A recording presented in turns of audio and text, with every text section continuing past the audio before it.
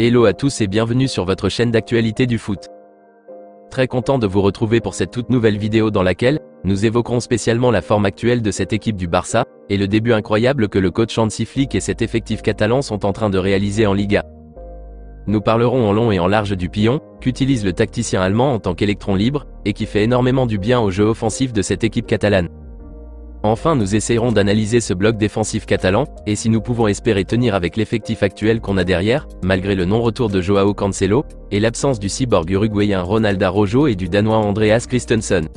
Donc reste jusqu'à la fin de la vidéo pour ne rien manquer, et n'hésite pas à dire ce que tu en penses dans les commentaires. Mais avant d'attaquer le vif du sujet, je t'invite vite fait à t'abonner et à activer la cloche de notification pour rester scotché, et à liker surtout la vidéo si ce n'est pas encore fait, afin qu'elle soit recommandée au plus grand nombre de fanatiques et supporters barcelonais comme toi. Si c'est ok les amis, alors on y va. C'est vrai que la première défaite d'Hansi Flick à la tête de cette équipe catalane face à l'AS Monaco le 12 août dernier lors du trophée Johan Gamper, avec un large score de 3-0, nous a vraiment effrayés. Certains fanatiques barcelonais se sont empressés de dire même que Xavi Hernandez était mieux que le technicien allemand, et que le fait qu'il n'avait pas entraîné d'équipe la saison dernière ne nous arrangerait pas du tout. Malgré que Flick lui-même ne s'est pas du tout montré inquiet après cette défaite, justifiant qu'il avait fait tourner l'effectif lors de ce match pour y voir plus clair, et que le match suivant ils allaient gagner, la grande majorité des supporters Blaugrana le signalaient du doigt. Heureusement que la rencontre qui a aussitôt suivi, qui était la première journée du championnat contre le FC Valence, a été une belle victoire de 2-1. Et depuis lors, les 3 journées qui ont suivi ont été tous d'agréables succès les amis. On a retrouvé un beau visage qu'on aime admirer de cette équipe du Barça. Et tout ceci, on le doit en grande partie au tacticien allemand, qui arrive à exploiter avec efficience le peu d'éléments qu'il a en sa possession dans cet effectif. Lors du 4e journée contre Valladolid le samedi dernier avant la trêve internationale, on a tellement apprécié le jeu produit par le Barça. Un pressing très haut, assez remarquable dès les premières minutes, certainement exigé par Hansi Flick à tous ses joueurs, qui empêchait les joueurs de Valladolid de construire leur jeu. On a vu une solidité, une envie immense et une détermination incroyable de la part de tout le monde durant l'entièreté de cette rencontre. Personnellement, ce qui m'a le plus ravi, c'est le fait que cette équipe du Barça ne joue pas juste pour gagner et obtenir les 3 points, mais il s'efforce à produire du beau jeu, à faire de belles combinaisons, et à maîtriser l'adversaire en face. Et ça, c'est un très grand pas qu'ils sont en train de poser vers l'avant les amis.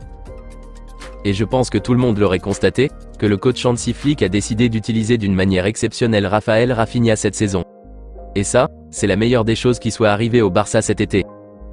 Rafinha est devenu en quelque sorte l'électron libre de ce bloc offensif catalan. C'est à travers lui que presque tous les ballons ou actions passent. Sa polyvalence est tellement remarquable en ce début de saison. On voit un Rafinha très efficace dans ses touchés de balle, les occasions de but incroyables qu'il crée, les dernières passes ou centres décisifs qu'il donne, et surtout sa justesse et précision quand il marque. On constate un changement très clair et net dans sa façon d'être plus déterminé, plus concentré et plus canalisé en ce début d'exercice comparativement à l'exercice dernier. Et tout ça, c'est vraiment incroyable les amis. Le Rafinha en ce début de saison, contrairement à l'exercice passé sous la direction de Xavi, il y a clairement une nette différence les amis. Et je pense que Flick a su voir quelque chose en lui, que Xavi lui n'a pas su cerner depuis tout ce temps. Et voilà la grande distinction entre un grand manager et un bon entraîneur. Je me rappelle quelques jours en conférence de presse avant match, où les journalistes espagnols questionnaient le tacticien allemand sur ce nouveau rôle du Brésilien, et il l'encensait en disant que Rafael était un joueur assez particulier de l'effectif, et qu'il pouvait jouer efficacement n'importe où devant. Et je pense qu'il avait entièrement raison, puisque l'attaquant brésilien nous a démontré depuis ces 4 rencontres qu'il a disputées, particulièrement ce dernier match contre Valladolid, qu'il est un joueur d'exception vraiment. Heureusement que la direction catalane a oublié cette idée stupide qu'ils avaient de le vendre. Imaginez si on l'avait perdu cet été, on l'aurait certainement regretté. Donc vraiment les amis, Hansi Flick a su nous montrer la vraie valeur ou l'immense privilège que cette équipe du Barça avait d'avoir dans ses rangs, Rafinha. Et j'espère sincèrement qu'il continuera à nous étonner tout au long de cette saison. La deuxième chose qui nous a été bénéfique cet été, à part l'utilisation de l'ailier brésilien en tant qu'électron libre dans le bloc attaque par Hansi Flick, c'est l'arrivée de Dani Olmo dans l'effectif. Franchement, le retour de l'ancien pépite de la Masia nous fait énormément du bien. Il a apporté en quelque sorte un sang nouveau, une nouvelle respiration oxygénée devant. Ses qualités techniques, ses dribbles très réfléchis et qui sont faits au bon moment, ses passes pour casser les lignes, sa puissance de frappe, de loin ou de près, sa polyvalence incroyable au niveau de ses 2 pieds, c'est vraiment incroyable les amis. C'est aussi un joueur qui sait exploiter les petits espaces qui se créent devant pour réussir à rapidement marquer. Donc vraiment les amis, le retour de Dani au Barça procure énormément de bien au jeu offensif catalan, et à la construction au cœur du jeu. Il est indispensable aussi de reconnaître le bien fou que la présence du jeune Pedri González apporte à cet excellent football que nous propose le Barça en ce début de saison. Franchement les amis, je ne sais pas si c'est moi seul qui fais le constat ou c'est nous tous, mais Pedri affiche une forme vraiment incroyable dans ses premières rencontres de la saison. Il montre une gestion et contrôle du jeu tellement mature à son jeune âge, qui fait craindre les amis. Et je pense que s'il continue sur cette lancée, il fera une saison exceptionnelle. Je ne sais pas ce que vous en pensez les amis de ses performances en ce début de saison. Dites-le moi dans les commentaires. J'ai vraiment hâte de revoir sa complicité avec son jumeau Pablo Gavi, qui sera de retour certainement très bientôt. Actuellement il s'entraîne très fort avec le reste de l'équipe qui n'est pas parti en sélection, et selon les nouvelles qu'ont donné Hansi Flick, son retour sonne à l'horizon. C'est vrai que toute la majorité des fanatiques et supporters barcelonais étaient vraiment énervés contre la direction catalane d'avoir libéré Ilkay Gundogan cet été. Une décision contre laquelle nous étions tous opposés et très mécontents, mais si son départ a pu permettre d'avoir un Dani Olmo qui donne déjà d'aussi excellentes impressions, alors je risque de dire que ça valait la peine de faire ce sacrifice qui a été sans doute difficile pour le chef Joan Laporta, Deco et le coach Hansi Flick lui-même. Donc disons juste les amis que c'était un mal pour un bien. Malgré qu'on aurait préféré se débarrasser d'un inutile de l'effectif comme Ferran Torres plutôt que d'un élément important comme Gundogan. Mais de toutes les façons c'est du passé les amis. Tournons maintenant vers le bloc défensif du Barça en ce début de saison. Parlant de la défense catalane dans ses premières journées du championnat, on peut dire qu'on voit des choses rassurantes malgré les absences d'Araujo et de Christensen.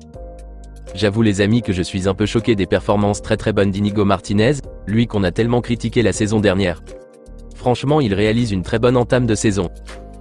Pareil pour le jeune Pau Cubarsí, qui continue sur sa bonne lancée de la saison écoulée. Et je crois que tout le monde serait d'avis aussi avec moi à propos de l'entame très excellente de Jules Koundé dans ses premières rencontres de la saison. Vraiment, on constate un géant Koundé très solide sur ses jambes, très anticipatif face aux actions adverses. Je me rappelle même de sa prestation XXL contre l'Athletic Bilbao lors de la deuxième journée, la façon dont il a réussi à contrôler Nico Williams tout au long du match, c'était vraiment remarquable. Donc franchement on voit un excellent Jules Koundé en ce début de saison, comme on l'a toujours aimé le voir. Et ça me rappelle le Koundé phénoménal de Séville. Espérons donc juste que cette concentration et détermination dont il fait preuve, lui et tout le bloc défensif, continuera sur cette bonne lancée, et redoublera plus d'efforts à chaque rencontre au cours de la saison, pour que l'objectif fixé qu'est d'aller le plus loin possible dans toutes les compétitions notamment la Ligue des Champions, y compris gagner une nouvelle fois la Liga, puisse être atteint. Dites-moi les amis dans les commentaires ce que vous en pensez de cette défense catalane en ce début de saison, et si vous partagez la même impression que moi concernant Inigo Martinez et Jules Koundé pour leur début lors de ces premières rencontres. Rendez-vous dans la barre des commentaires. Par ailleurs, ce début étincelant du Barça a aussi impressionné, voire ébloui l'un des grands entraîneurs de l'histoire du foot. Il s'agit de l'entraîneur légendaire des Gunners d'Arsenal Monsieur Arsène Wenger. Présent sur une chaîne de télévision française, il s'est prononcé sur le niveau exceptionnel de cette équipe barcelonaise en ce début de saison après la large victoire 7-0 face à Valladolid, et la transformation phénoménale qu'est en train de réaliser le technicien allemand en espace d'un mois seulement. Et il a dit ceci. Il est clair que les équipes cette saison ne joueront pas contre Barcelone pour gagner. Ils joueront soit pour faire match nul, soit pour perdre avec une petite marge. Cette équipe est absolument inarrêtable. Je ne veux pas exagérer, mais le football que Flick présente ne peut être comparé qu'au football de Pep Guardiola. Cet entraîneur est l'un des meilleurs au monde, et avec lui, Barcelone ne remportera pas seulement la Liga, mais nous verrons aussi Barcelone en Ligue des Champions comme une équipe que personne ne veut affronter. Je dis ça parce que la mentalité de cet homme est unique. Quand Barcelone a marqué le 7e but, j'ai vu Flick dire à Lamine de pousser davantage pour marquer le 8e. Cet homme a transformé Barcelone en une autre équipe en seulement un mois. A déclaré le coach légendaire français. Moi personnellement, je pense qu'il a parfaitement raison de comparer Flick à Guardiola, car la mentalité du tacticien allemand est autre chose les amis. Le gars vise presque la perfection à chaque match, et non obtenir juste les 3 points. Raison pour laquelle il exige de ses joueurs de ne rien lâcher jusqu'à la dernière seconde du temps additionnel, même s'ils ont 7 buts d'écart. C'était pareil lorsqu'il était au Bayern, et nous avions subi cette foudre lorsqu'il nous avait tabassé 8-2.